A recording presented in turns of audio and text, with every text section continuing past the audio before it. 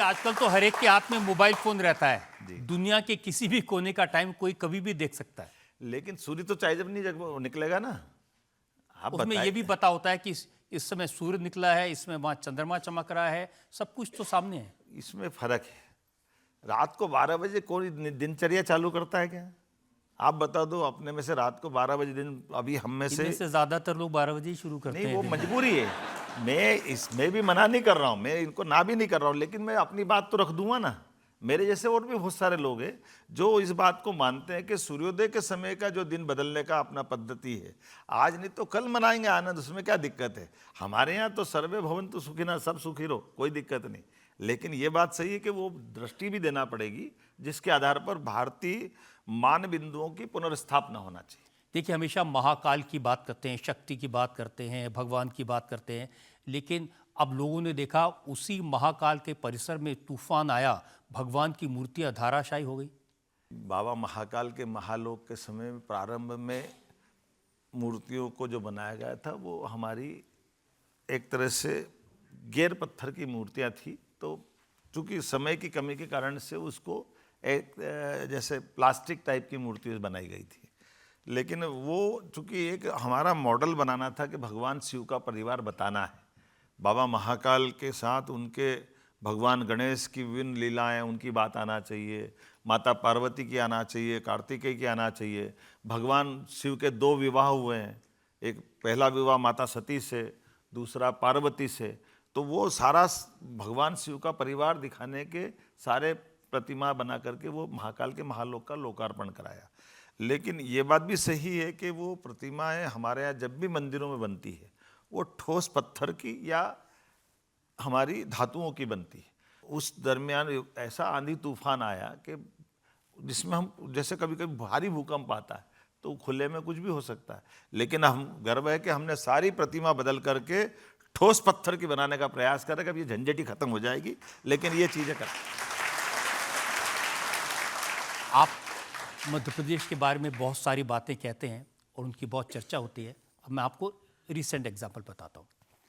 आपने कहा कि मैं मध्य प्रदेश को मिल्क कैपिटल बनाना चाहता हूँ, दूध की नदियाँ बहें ऐसा बनाना चाहता हूँ, और कांग्रेस के नेता कह रहे हैं कि आपने मध्य प्रदेश को शराब का सेंटर बना दिया। आपने तो महिलाओं को शराबी बना दिया, सबसे ज़्यादा शराब मध्य प्रदेश की महिलाएं पीती हैं। ये जिसने भी कहा है वो कांग्रेस के नेता हैं। अब मैं कांग्रेस के बारे में क्या कहना चाहूँगा, कांग्रेस के बड़े बड़े नेता बहनों को टंच माल कहते थे, इसलिए कांग्रेस की दुर्दशा हुई।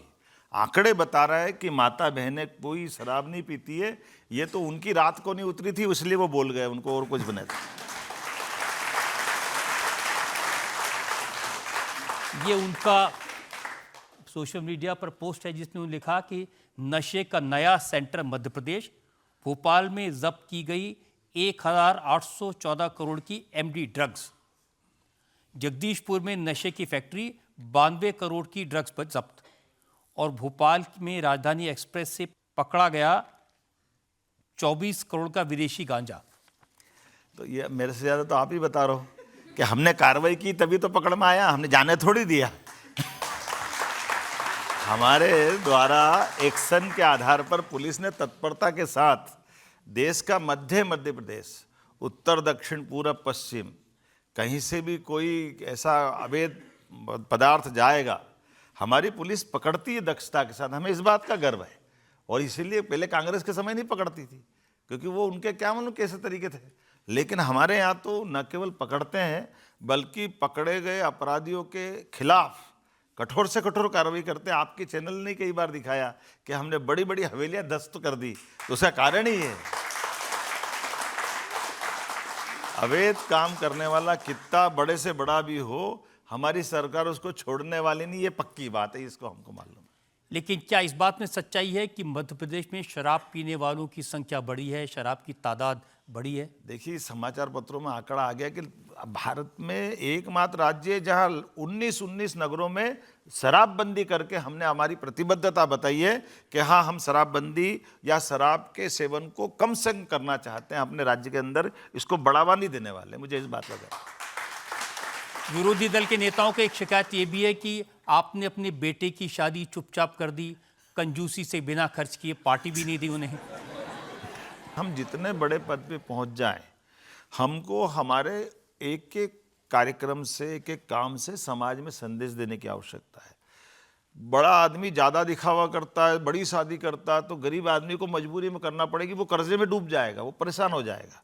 तो विवाह तो होना चाहिए, लेकिन दिखावा क्यों करना चाहिए, इससे बचने की आवश्यकता है। और मुझे इस बात का गर्व है कि मैंने कहा कि भाई मैं मुख्यमंत्री भले ही हूँ, लेकिन 50-50 लोग मिलकर भी शादी कर सकते हैं, तो उस आधार पर हमने अपने बेटे की शादी की। अब देखिए, ये तो उल्टा रास्ता है ना। नॉर्मली जब मुख्यमंत्री के बेटे की शादी होती है तो लाखों लोगों को बुलाया जाता है, सबको भोजन कराया जाता है। देखिए, मुख्यमंत्री का बेटा है इसलिए लाखों लोगों को भोजन कराए, ये तो गलत बात हो जाएगी। मुख्यमंत्री, जैसे मैंने प्रारंभ में कहा कि मंत्री हो, मुख्यमंत्री हो, कोई इस तरह के जो एक लेवल के लोग रहते हैं, उनको सादगी का संदेश देने का इससे अच्छा मौका नहीं है। मैं तो विनम्रता से हाथ जोड़ के कहना चाहूँगा कि कोई भी व्यक्ति अनावश्यक दिखावा नहीं करे, यही संदेश जाना चाहिए देश में। आपने पुष्कर के घाट पर शादी की, वहाँ एक तस्वीर लोगों ने देखी, आपकी पत्नी सीमा यादव ने अपने पति मोहन यादव के चरण धोए। ये मेरी संस्कृति है, मुझे इस बात का गर्व है कि हमारे लिए माता बहनों का जीवन वाकई अलौकिक है। खास करके बहनों का विवाह के बाद का भी जीवन, वो अपनी शादी के पहले माता पिता सहित उस परिवार की लाडली बेटी होती है, तो उस परिवार के एक एक सदस्य के प्रति वो प्रेम स्नेह रखती है। और जैसे ही विवाह करके वो ससुराल में आती है, तो ज़िंदगी में उसका वापस दूसरा जन्म होता है, दूसरे माँ बाप मिलते हैं, पति मिलते हैं, लेकिन वो अपने आप को इन सबके जीवन के मंगल कामना करते हुए पूरा जीवन बिताती है। सारे प्रकार से मैं इन बहनों को प्रणाम करता हूँ, उनके उस भाव को प्रणाम करता हूँ। और उसके लिए मुझे गर्व है कि हमारे यहाँ पत्नी का भाव ये कि जैसे ही 7 फेरे हुए, तो ऐसे में वो पति को परमेश्वर भगवान के बराबर मानती है। तो ये वो दिखावा नहीं रहता, ये उनके संस्कार। तो पति भी कुछ मानता है उनको? क्यों नहीं मानता है? तभी तो दोनों की बात बनती है हमारे यहाँ। इसलिए 1 जन्म नहीं, 7 जन्म तक की कल्पना की गई कि 7 जन्म तक, इस जन्म में भी, अगले जन्म में भी, अगले जन्म में भी पति मिले तो वही मिले, ये भाव बहनों का रहता है। और पत्नी के लिए भी पति का भाव यही होना चाहिए कि दोनों की निभे, ऐसी निभे। इसीलिए हमारे देवी देवता भी, अगर राम जी याद करो तो सीता जी याद नहीं करो तो बात आधी रह जाती है, राधा जी याद नहीं करो तो कन्हैया आधे रह जाते हैं, अगर पार्वती मैया नहीं बोलो तो नमक पार्वती पते हर हर महादेव, बात ही पूरी नहीं होती है। ये हमें गर्व है, हमारे देवी देवता भी यही संस्कार देते हैं, इस बात का। लेकिन